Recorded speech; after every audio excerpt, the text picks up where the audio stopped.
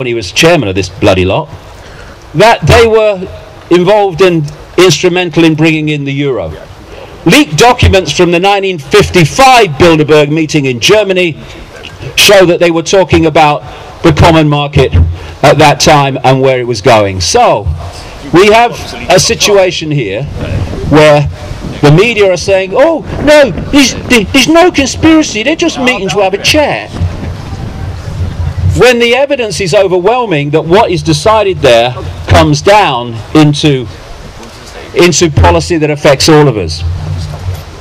And we have a devastated fishing industry in this country, we have a devastated mining industry, and we have a devastated manufacturing industry because of these people over the decades. Maybe a lot of people don't realise this, but it was proved when documents came to light under the 30-year rule of the British government, when they released documents. Edward Heath, when I was a kid in the 60s, was never off the telly pressing us to join the common market. Edward Heath, major Bilderberger, frontman gopher for the House of Rothschild, especially a guy called Lord Victor Rothschild, who helped to set this thing up. Heath, in his negotiations, while denying it at the time, agreed, when signing us into Europe at the start of the 1970s, that he would run down, Britain would run down, our fishing industry on an island nation, manufacturing and all the other stuff and mining, because right from the start they had stitched Europe up and set out a structure all the way back at the start through these people, where they were dictating which countries within the European superstate would specialise in what. And what they decided Britain would specialise in is service industries, banking and the City of London. And what has happened since is that all the things that Heath agreed to run down when he joined have been run down massively, with great, unbelievable devastation for families and people's lives. They don't give a shit. And at the same time, the things that Britain was supposed to specialise in, they're the ones that have been expanded and expanded and expanded, not least the City of London. This is not something that happens by chance. It doesn't happen by random. It doesn't happen in a projection a few weeks or months or even years forward. What is unfolding in front of our eyes is a conspiracy to enslave humanity in a global Orwellian state, in which the whole area of what they want has been set out for beyond decades, and it will continue to play out until we stop it. Predicting the future is easy. Predicting the future is easy when you uncover what the projected agenda is, because if nothing comes in to intervene and stop it, it will happen. That's what makes predicting the future easy. That's why all these things are happening now that were in my books years ago. It's not because you're a bloody prophet, but unless we stop it, it unfolds. Our role now, it's coming to our attention, is to stop it and put the spanner in the works. And we have the power to do it.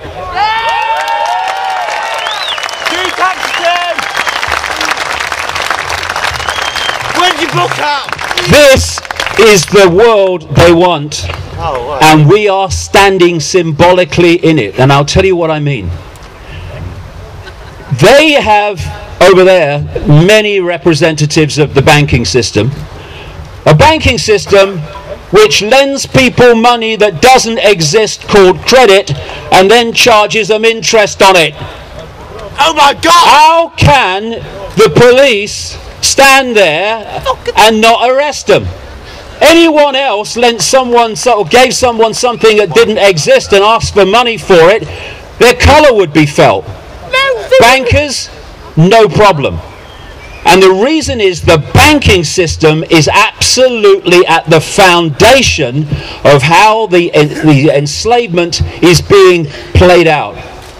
Because 2008 was not a crash by accident, it was a crash by design. The world they want is symbolized so perfectly here. They want a world in which there is a tiny, tiny few of mega, staggeringly rich people that have now, again, like globalization, been given a name. The 1%. It's less than that, actually, in the really upper echelons. They want that group running everything and living apart from the rest of humanity. In like a Hunger Games situation with the capitals in the Hunger Games. They then want not a gradual going down of income and wealth from the 1% down into the population. No, no.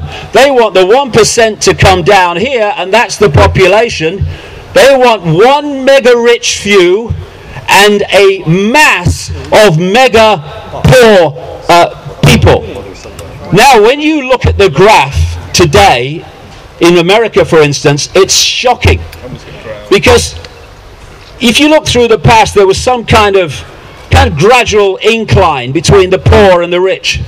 Now you look at it, they are targeting what they call the middle class, the people that thought they were okay in the world before, and they are crushing them, and the graph goes like that now, and then up so high in the 1% that part of the top of the graph has to be put at the side of the other because it goes off the page. That's where we are now. Jealous. What's happened is that in the last few years, since 2008, is that crash has been used to do this. It's been used to create a fantastic transfer of wealth from people to these people and the ones they represent. There's unknown in human history. We first of all had the crash. It's a banking problem. Then, well, by the way, the people involved in causing that crash were people like Alan Greenspan, head of the Federal Reserve,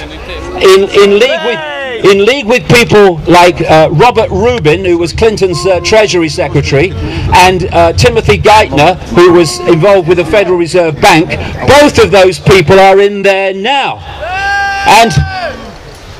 And when Obama came to power, after these guys had crashed the bloody economy, he appoints Geithner as his Treasury Secretary to sort it out. And what does he do? Stands back in amazement. He decides that hosing money at banks is the way to sort it out. So what we had as a result of that was the transfer of wealth on a fantastic scale from people through governments bailing out the banks to the banks.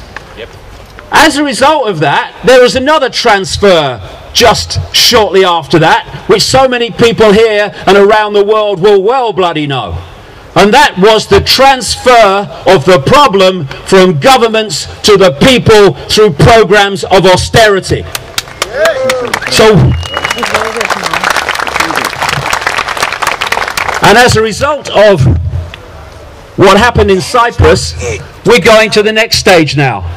They're taking governments out of that transfer of wealth from the people to the banks and the elite, out of that, and they're going straight to the bank accounts of the people. And that precedent set in Cyprus means that when the next banking crash comes, they're probably organizing it now.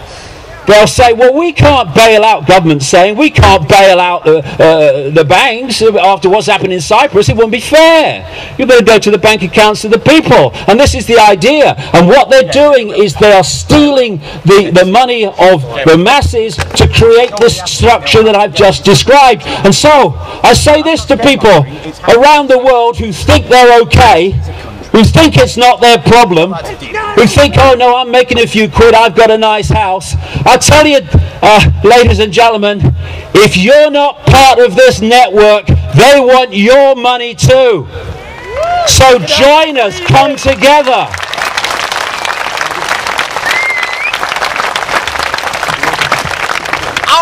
and there's another connection here, which is really important because it's now really starting to emerge. In there are high-tech people like Eric Schmidt, the executive chairman of Google, who not by coincidence have had a conference at this very hotel very recently. Googleberg. There is a program which has been unfolding for as long as you can see going back, of turning humans into robots, turning humans into software programs. Up to this point, modern times, last few years, it's been done by programming their perceptions so that they see the world the way they want them to see it. If you can program someone's perceptions, you program their belief, you program their behavior. Perception is the stadium on which the whole thing's played out. What they want to do now, and are in the process of doing, is going another stage beyond just programming perception.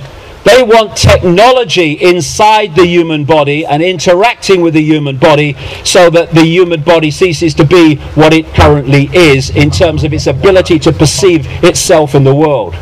And Google is absolutely at the forefront of this. Along with a world government, world central bank, world army, etc., single currency, they want a microchipped population which would have external control of the physical mind, not that there is any physical, mind, body, emotions. Now, what Google is there for is to develop this technology, and people like the Bilderbergers, some of them, especially politicians, are there to sell this technology, is to introduce it into society with us thinking it's a good thing.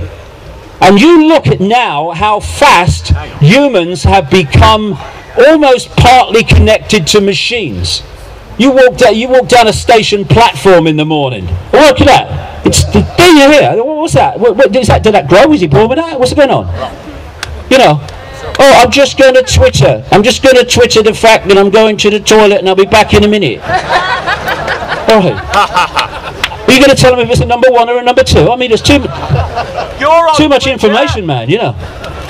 But that's what's happening. And these Google glasses, again, this Google Glass, it's all about getting people closer and closer to interacting with machines and accepting technology into the human body.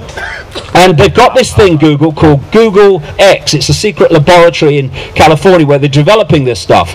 Now, what this interacts with is an organization, one of the most sinister on the planet, called DARPA. DARPA is the technology development arm of the Pentagon. It's developing all this stuff to take us over technologically, to create robot armies and all the rest of it. Interesting that the head of DARPA, until relatively recently, was a lady called Regina Duggan. She ran this sinister organization, DARPA. She then had a rather remarkable career move. She became an executive of Google. And this very week, she was promoting for another company of which she is an executive, Motorola, something you may have come across in the papers called the electronic tattoo. And what she was saying, and the Motorola was saying, they want to replace passwords with the electronic tattoo. And that is the totalitarian tiptoe. The electrical tattoo is one step from the internal microchip. Yes. This is where we're going, and we need to see it, and we need to stand in front of the truck and say enough, no further.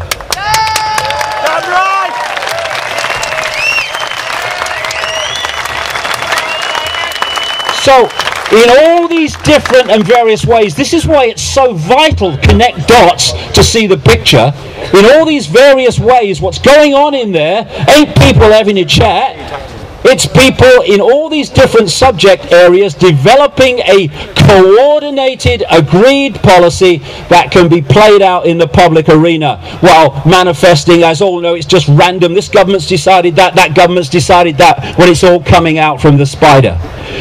So, we are here today at a fantastic moment because never ever in the history of this crowd have they faced a crowd as big as this knowing what they're on about.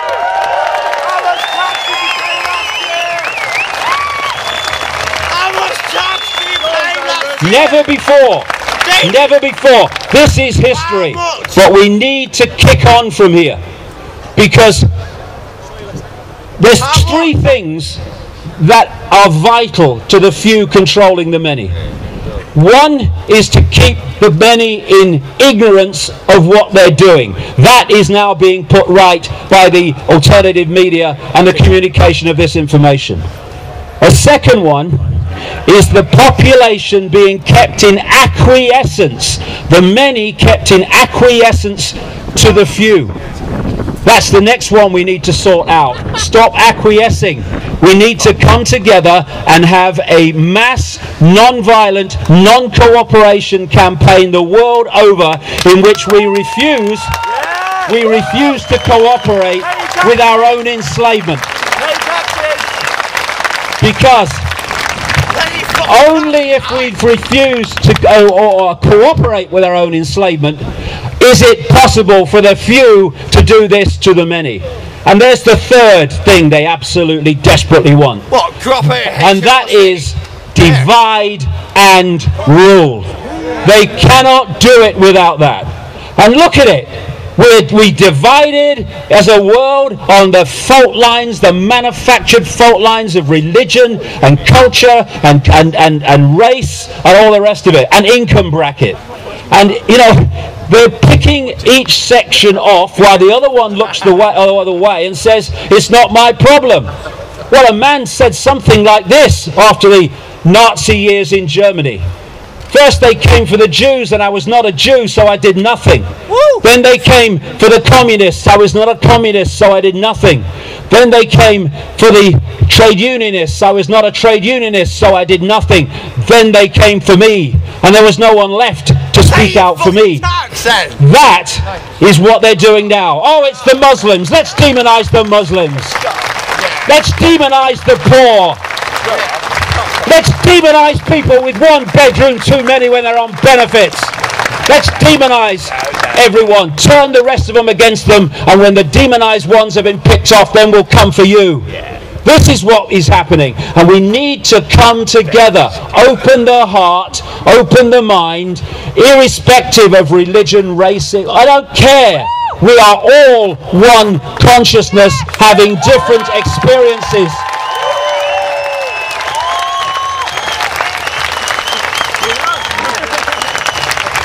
Now we have got to the key.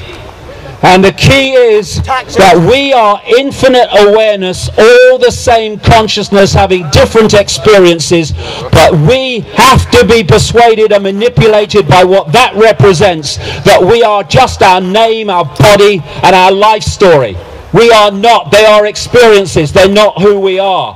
When we identify and self-identify with name, income bracket, a life story, etc., we see the world and ourselves in terms of little me. I'm just little me. I'm just Joe Bloggs, Fred Jones. Who am I? What can I do? But when you get to that point where you expand your awareness, you expand the memory of what we already know, then you realize there are no little me's. There's only a perception, here we go again, of little me. And we must keep that perception if we're going to be controlled by the few. We are infinite awareness, all that has been, ever can be, and ever anything can be. The same single awareness. We need to stop fighting each other and come to this conclusion. If we're one consciousness, then anybody else's injustice becomes our injustice. No more looking the other way.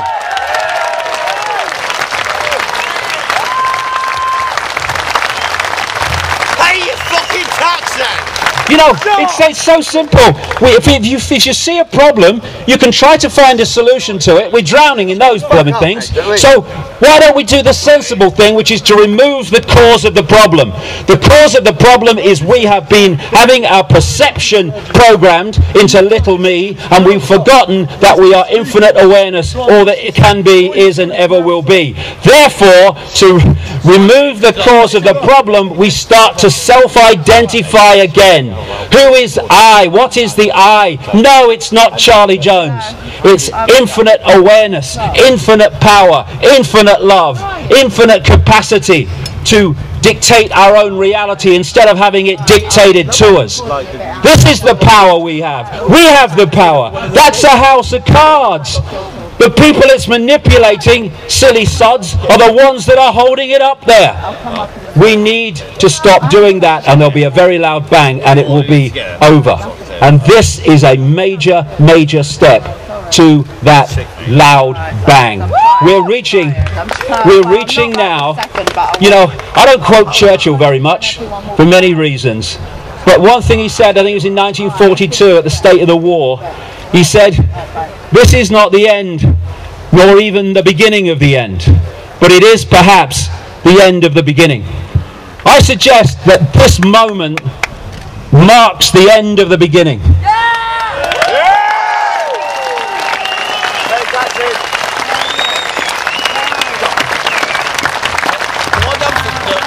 And that beginning has been to bring vast numbers of people, and that needs to continue, my goodness, into an awareness that the world was not like they thought it was, and it's not run by forces that they thought it was run by.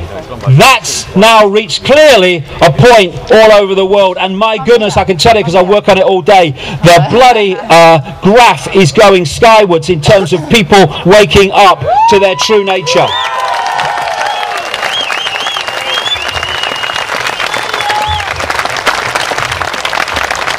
And now, along with continuing that, we need to go to stage 2. And that is to cease to acquiesce and cease to submit with that which we're now aware of. No more fear of authority. No more fear of anything.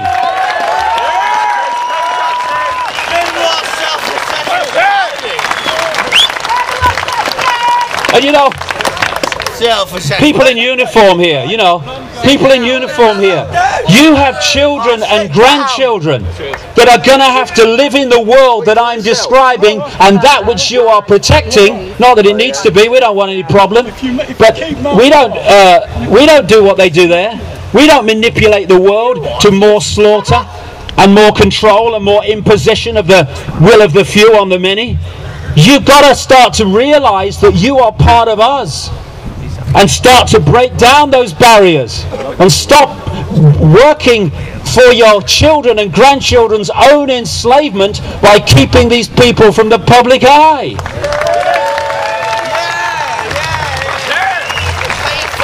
I say that to soldiers, troops, you're going abroad to lands with brown faces and you're devastating them, not for your country, but for those that are controlling your country, dictating to your country, and seeking to enslave your country for your children and grandchildren. Put your weapons down. Refuse to do it. This is the next stage, where we stop playing a part in the enslavement of ourselves. And you know, there's a mantra song that I came across a long time ago, which just had 4 lines, so appropriate now. It went, we are the power in everyone. We are the dance of the moon and the sun. We are the hope that will never hide. We are the turning of the tide. And so we are. And it's so clear today that that tide is starting to move. And this is the last thing I'll say in terms of where we're at, to put it in perspective. We here outnumber the 140 by a very large margin. Let's just visualize that.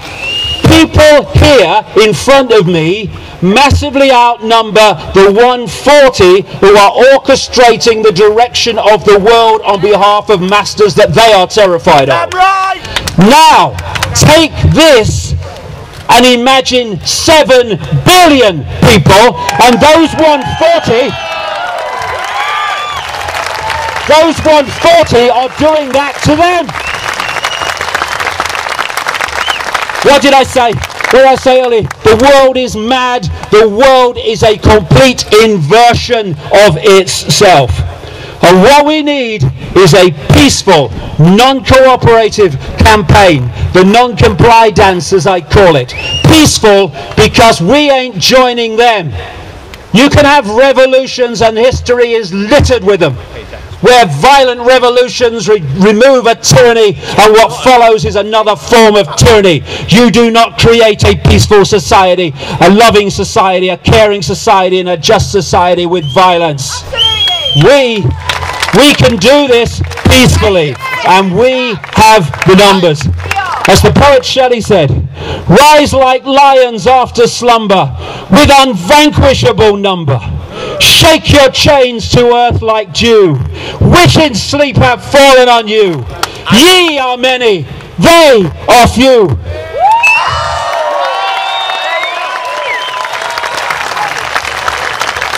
It's simple, like pay your fucking tax. Every time the Bilderberg Group meets, they send out messages to the world. We are the ones sending out messages from this Bilderberg 2013. And it is, we ain't having it anymore. We know what you're doing. We're not having it. Human race, get off your knees, because the lion sleeps no more. Thank you.